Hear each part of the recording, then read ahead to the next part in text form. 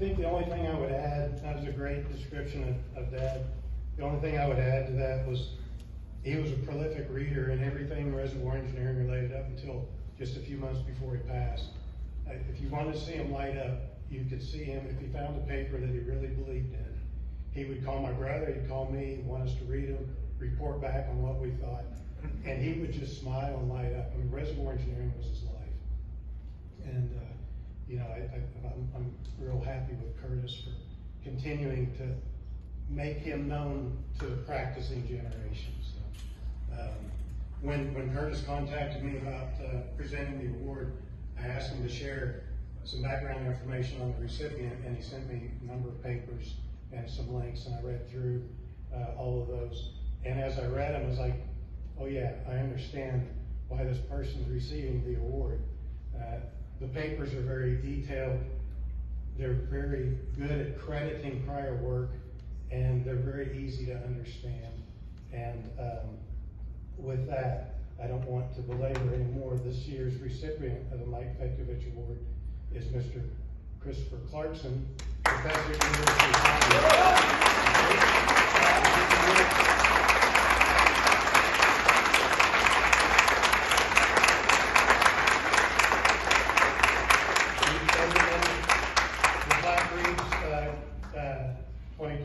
Christopher Clarkson, rate-time analysis methods in tight, unconventional resources, improving the accuracy and certainty of petroleum resource determination and production forecasting wisdom. So this is a very deserved, I'm very impressed with your work. So Chris.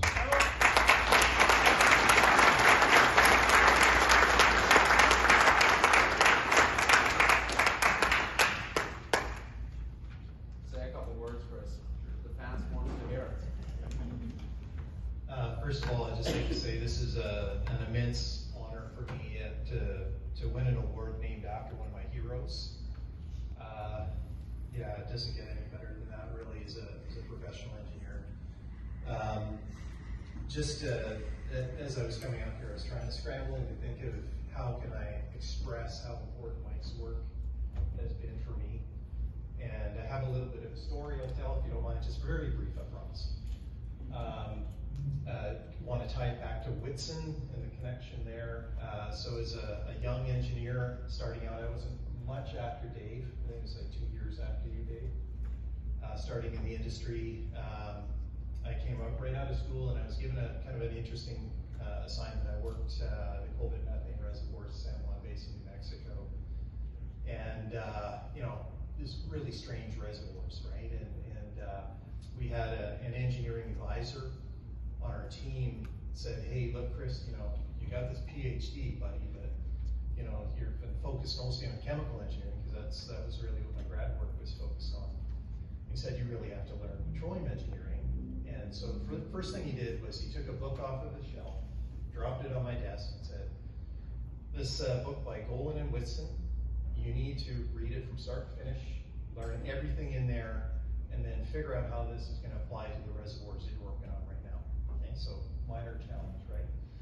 And so I did that, and another one of these wonderfully written books, obviously by passionate authors.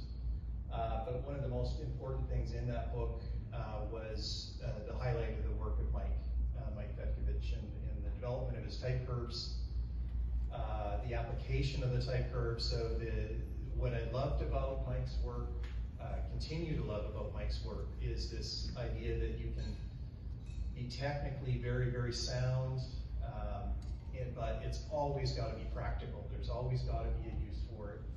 And that came through in every bit of work that I've ever read from him. And not just the type curve work, which is fabulous, of course, but you know, Elliot mentioned the multi-layered no crossflow reservoir paper. Yes, you absolutely have to read that paper. It's an amazing piece of work. Applied those concepts to several different reservoirs that we worked on over the years. Derivation of rel perm curves.